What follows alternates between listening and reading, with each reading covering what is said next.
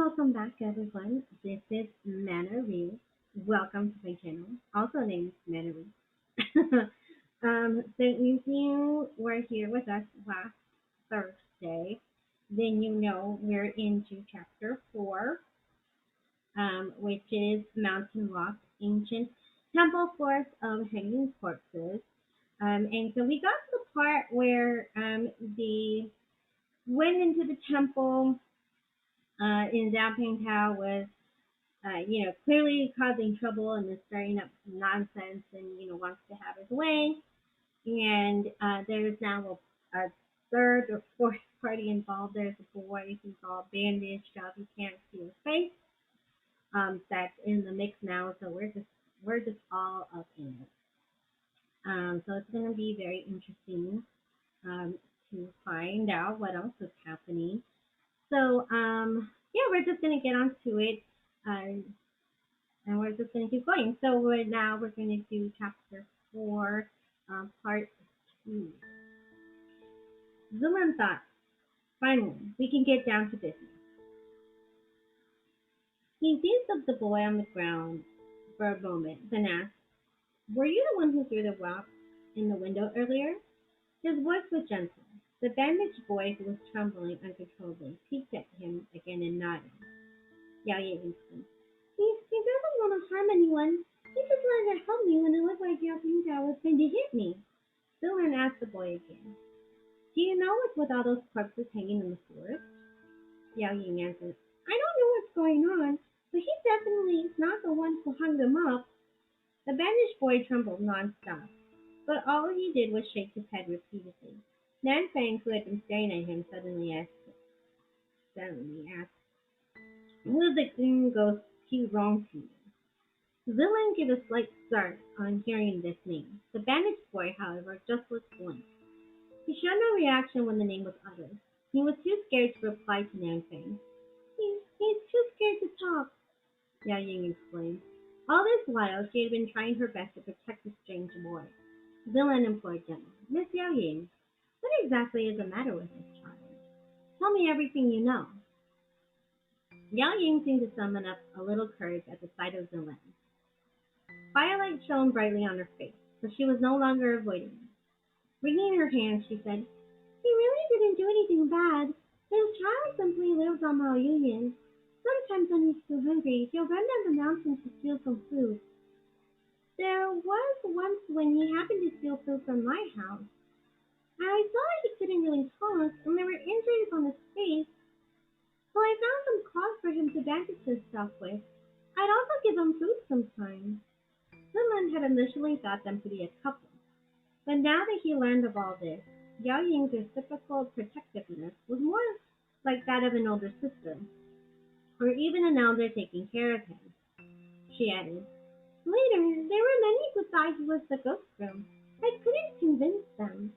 So I could only hope that the real culprit will be captured quickly. I thought, since he was so capable, prepared to act as a bride to catch the ghost room and everything, then at the very least he wouldn't catch the wrong person, because he would never ever hijack this wedding sedan. But the moment I headed out, I heard that Yao Qingtao and the rest wanted to search the mountain today too. I was really worried, so I secretly came up to take a look. She stood as a shield before the boy, like she was afraid the others would hit him again, and defended him further. He really isn't the ghost groom. Look at him. It's taken so few to beat him like this. How in the world could he defeat so many military officers escorting the bridal sedan? Zillan and Nan Fang exchanged glances, both equally finding this to be a headache. If it was as she said, then wasn't the boy completely unrelated to this incident? The bandaged boy, the wrath ghost groom, the near supreme green ghost, and that powerful, influential master of the silver butterfly, who made all heavenly officials turn pale at the mere mention of his name. To think the small mountain Indian would see a never-ending flow of strange gas. This was truly a tough case to deal with. Who is who? What was the relationship between who and who? Zillan felt his headache intensify several times over. He rubbed his forehead and temporarily stopped thinking about how much truth there was to Yao Ying's words. Something else suddenly came to mind that he'd been meaning to ask, and he said, Miss Yao Ying, have you always lived near Mount Union? Yao Ying replied, Yes, I've always lived here. I can guarantee that he's never done anything bad. No, I wanted to ask you something else, Wen said. Are there no other temples on Mount Are there no other temples of Minwang built in the vicinity of Mount Union other than this one on this mountain? Yao Ying was taken aback. She thought about it, then said, There should have been others, I think. At her response, Zilren suddenly had a vague feeling that he had grasped something important. He asked, Then why did I only see the temple of Nanyang at the foot of the mountain, but not a temple of Minwang? Zilren scratched her head. They tried to blow one before, but I heard that every time construction of a temple of Minwang was in the works, there was always to be a fire for some reason halfway through. Some people said that it probably meant General Minwang couldn't protect this place for some reason, so they switched it to General Nanyang. Nanfang noticed Zilren's frozen expression and asked, What's the matter with you? Zilren suddenly realized this was all too simple. The bride who could not smile, the temple that caught fire for no reason. The temple of Minwang locked away by an enchanted array in the mountains, the majestic martial god statue of General Pei. The ghost groom had disappeared into thin air after being wounded by Ruiz. All too simple. It was only because there was always something else interfering and diverting his attention that he hadn't realized the simple truth from the start. He forcefully grabbed hold of Nanfang and exclaimed, Lend me some spiritual powers! Nanfang was startled, but hurriedly struck a palm with him in midair. He asked, What's the matter? Zilren dragged him and ran. I'll explain later. Think of a way to subdue the corpses of those 18 brides first, Nanfang said. Have you lost your senses? There are only 17 brides' corpses. You're the 18th. Zilren said, No. He explained, There were only 17 before, but now there are 18. Among the 18 bride's corpses, one is fake. The ghost groom is hiding among them. The two dashed back to the temple in Minwang. However, the back of the Great Hall was already completely empty. There was only a pile of mentally strewn red veils where brides stood earlier. Seeing this sight, Zilren cried mentally, This is bad. Darn it. He quickly picked up the veils on the ground. After he did so, he heard alarmed cries from the temple. The two looked out the window and saw that a mob of women in scarlet wedding dresses had formed a circle and were slowly closing in on the group of villagers. Each of the women had a pale greenish face, wearing a smile, her arms raised straight out. They were the corpses of the brides from earlier. No one could remain calm while watching helplessly as they slowly closed in. The crowd didn't care to accost that bandaged boy anymore and fled. Yao Ying immediately rushed over to support him. Zilren cried out helplessly, Don't run! He had lost count how many times he had said that tonight. Whenever something happened, he'd have to say it at least 30 to 40 times. Yet there were always someone ignoring him. What a helpless affair. He waved his hand and the silk band Rui flew out toward the sky. He made a casual hand sign, and Rui began rolling in the air on its own like the mad dance of a celestial being. Incredibly eye-catching. When those brides thought there was something over this way, lively and spinning rapidly with its tail whipping at them, a good number of them were lured over. There were also 7 that were attracted to the scent of blood in the deep forest, but they slowly hopped in that direction. Zilren exclaimed, Follow them, Nanfang! Don't let them go down the mountain! He didn't need to worry. Nanfang had already gone off to chase them. 2 of the brides came and attacked in Zilren's direction, their fingers bright red, their nails sharp. Zilren took out the red veils he had collected off the ground earlier and hurled them out with both hands. 2 of the veils spun as they shot out, squarely covering the heads of those brides. Instantly their movements stalled. As expected, when the heavy bright red veils covered the eyes and noses of those corpses, they could no longer see the shadows of mortals, nor smell their scent. And since the dead bodies were stiff, they couldn't bend their own arms to remove the veils. They could only grab randomly at the air with their extended arms as if they were playing blind man's bluff. This was truly a both horrifying and silly sight. Zulan stood in front of them and tentatively waved his hand in front of two bright eyes. When he saw that they were grabbing foolishly in another direction, he contemplated for a moment. But in the end, he still couldn't help but say, "Please forgive my impropriety," before seizing their arms and placing their claws on each other's necks. When the two brides suddenly felt something in their hands, their bodies shook, and since they couldn't say anything, they started strangling each other viciously. Wilhelm then quickly ran off with a wide wave of his hands, and Rui followed him like a streak of white rainbow, before landing on the ground to form a large white circle.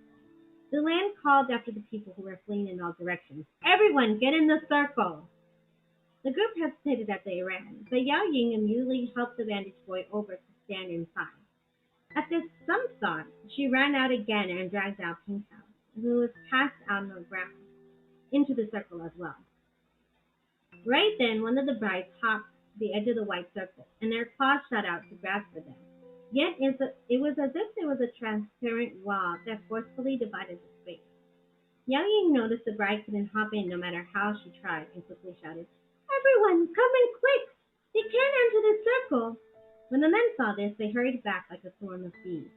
Thankfully, Zilan and Hadrui burst into a great length beforehand, and the circle was big enough. Otherwise, he'd be worried there would be people squeezed out because it was too cramped. The brides couldn't hop into the circle, and they knew they couldn't do anything to the screws. They uniformly spun around and shrieking lunged in Zilan's direction. However, Zilan was already waiting for them, and from his sleeve he pulled out a large bundle of veils. The many red cloths in his hands spun up, down, left, right, flying in all directions. Both his hands and feet moving non-stop, covering each one as it came, swift and precise. With every bride veil, the bride would begin to flow and feel around like a blind. The veils in his hands were spun into blurs as they were thrown with ease, forming countless red silhouettes flying through the air. The people inside the circle actually started cheering in spite of themselves. "Nice! Amazing! So amazing!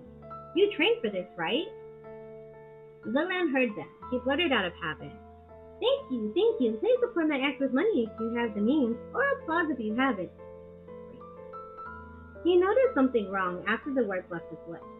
He had gotten caught up and let slip the speech he used to say when he bucked, and hurriedly stopped himself. While he was talking, several more brides jumps that were surprisingly over 2 meters high and 10 meters long, and in the span of a second, the stench of rot came before his nose. Zilan pushed off with the tip of his foot, his body sweeping past him, and while in the air, he mentally chanted the verbal password to a certain private communication array. "Lin Wen, the all-knowing. I have a question. Do you know if the martial god of the north, General Lin Wang, had any intimate female friends?" Lin Wen's voice rang in his ear. "Your Highness, why do you ask?" "I've got a bit of a situation here right now. Kind of urgent," Lin said. "Not gonna lie. There are dozens of dead people chasing me right now." "Huh, that's awful," Lin was shocked. "Not too horrible," Dylan said. "So did he?" "I know this question is more personal in nature, and not easy to answer, which is why I didn't ask in the general communication array. It's necessary for the mission, and the information will never be divulged. You've misunderstood, Your Highness," Linwen replied. "It's not that this question isn't easy to answer, but it's just that old Tay really had too many intimate female friends. Your question is so sudden, I don't know which one you're referring to at the moment." Ziland almost slipped his step. "All right then, among General Tay's female friends, is there one who is possessive, extremely jealous, and has some form of disability?" "Now that you mention it, I do recall someone," Ziland replied. Ziland sent 2 more veils flying, causing another round of applause, and he spun around. Tapping his hand at the audience, he said, in vain, "Tell me." Linwen began. Before old Tay ascended, he was a general. He became involved with the female general of an enemy state on the battlefield, someone extremely beautiful and fierce in character. Her name was Wan Yi. "Okay, Wan Yi," Zinli acknowledged. Linwen continued. "General Tay is someone who, when he sees a beautiful woman, he'll have to go and entangle himself, even if there's a blade to his throat." This woman led an army and crossed swords with him, and she was defeated. Wang Yi became a prisoner of war and was taken to the enemy camp. While the guards weren't paying attention, she was planning to end her life on the spot, but she did not succeed. A general cut her bare sword in half with one swing of his blade and saved her. And this dashing General Tay of the enemy's fate was the General Ming Wang who later ascended. As for this General Tay, one, he was always someone who cherished beauty, and two, the result of the war was already determined, so even as the fighting dragged on, the situation was already impossible to flip, and so Wang Yi was released. However, with all this frequent contact back and forth, it was easy to imagine what would come of it. Just then, one of the brides caught Zilan's leg and dug her fingers in, almost sinking her claws into his flesh. He wanted to kick out at first, but realized at this angle he could only kick her face. Well, you can't hit a lady's face, Zilan thought, so he changed his position and kicked her shoulder instead. While sending another veil flying, sounds like a beautiful tale. It was a beautiful tale at first, Lin said. But what killed it was that Wang Yi was adamant about being General Tay's lover for the rest of his life. Zilan ran a couple of steps and left, scaling up the roof, then looked down at the 5 or 6 brides who continued to close in on him down below. He wiped away his sweat. There isn't anything wrong for a woman to want to be the only lover in a lifetime. There isn't, Lin said. But when two countries clash, the battlefield is heartless. Those two had originally agreed willingly that it was going to be a short-lived affair, that today would exist, but not tomorrow, and to speak only of romance and not war. But with someone like Old Tay, I'll be honest, it's already pretty good if he doesn't cheat on you. However, Wang Yi was a dignified lady general and intense in temperament. If there was something she wanted, she'd clutch on firmly without ever letting go. Hold on, Zilan interrupted. Tell me first, is Wang Yi disabled? And how so? It's her. Lin Wen's voice suddenly abruptly came to a stop. For goodness sake! Every time when he got the most important part, the bit of spiritual power he borrowed would run out. It seemed next time he'd have to get straight to the point right from the start. In between flying and jumping, Zilan rapidly reorganized his thoughts.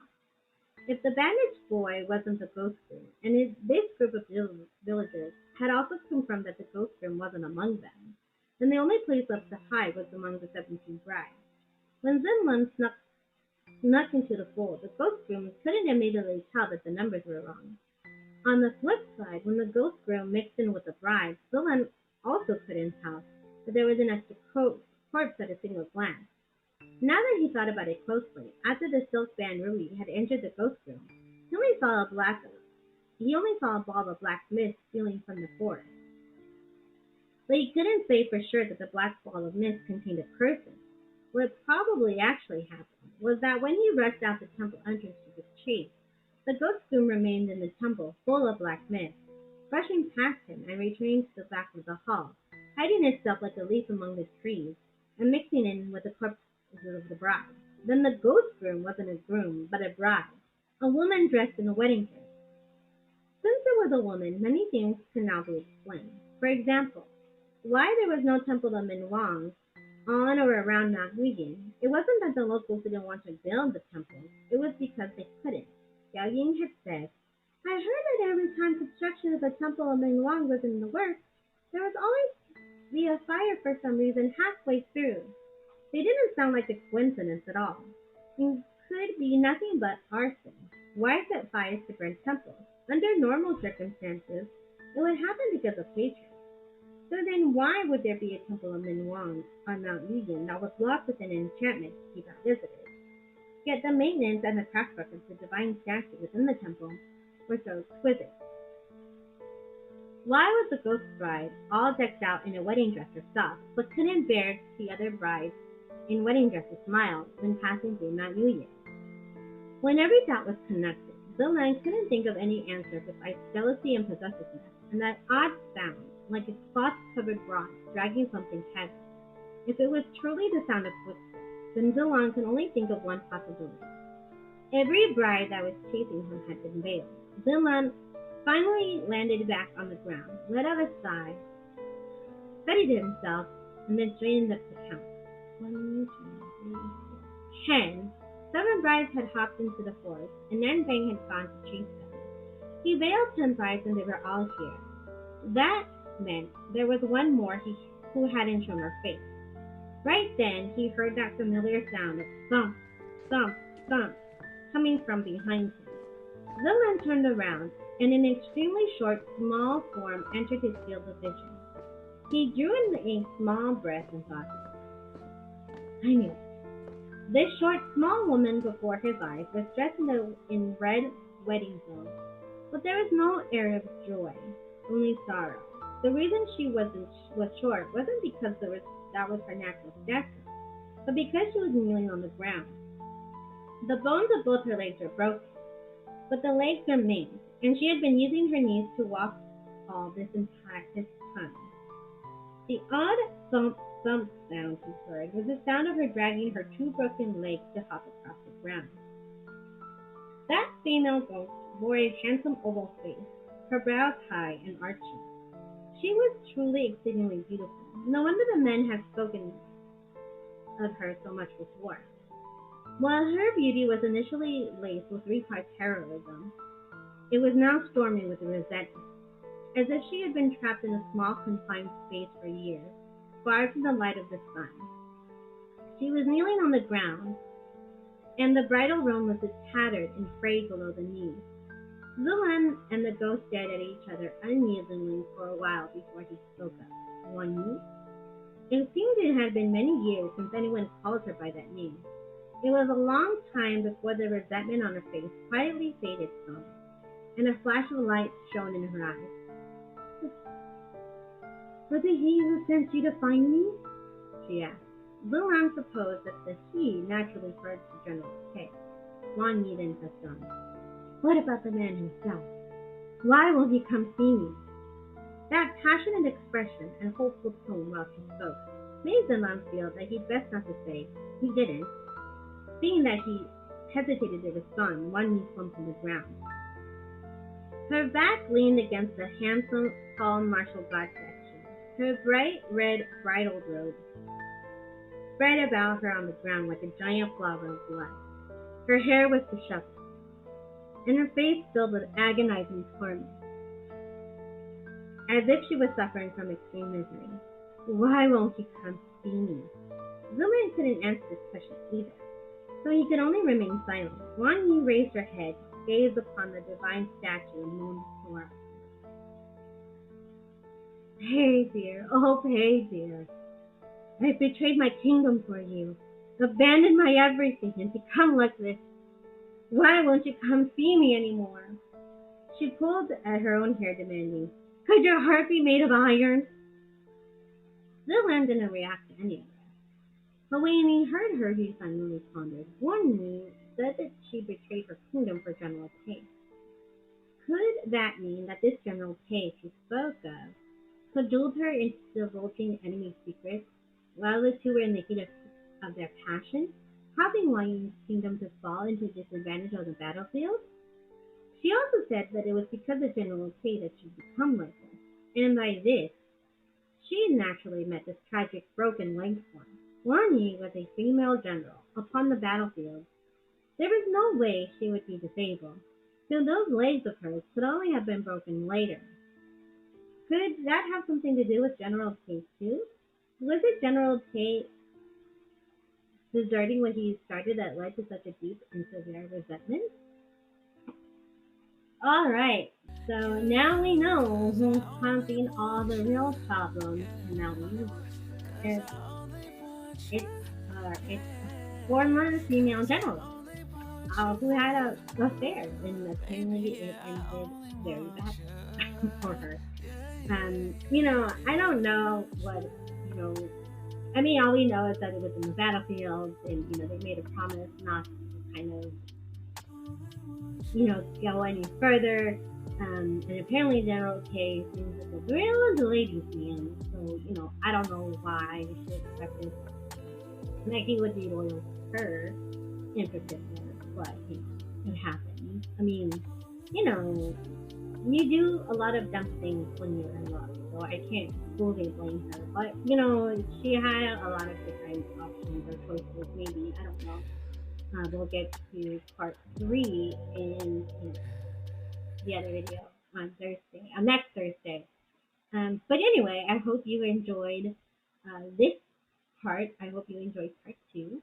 Um, if you're new to the channel, I hope you consider subscribing. We have a Discord, or I have a Discord that you can join for free. I'm trying to build a community in there. I'm trying to get a book club started, for books that I'm not able to read out.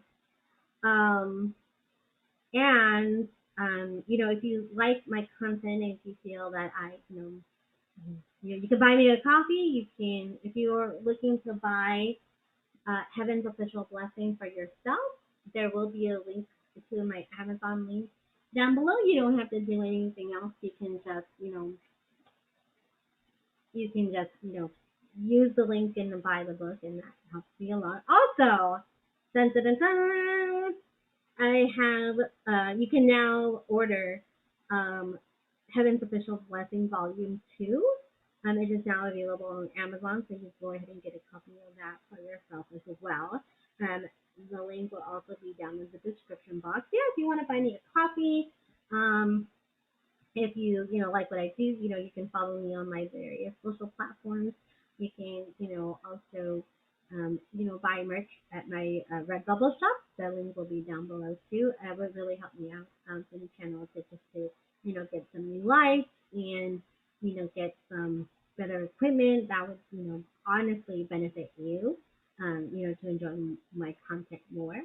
But anyway, I hope you enjoyed it and join us next week when we go into part three. And also on Friday, look for a new video about some more recommendations.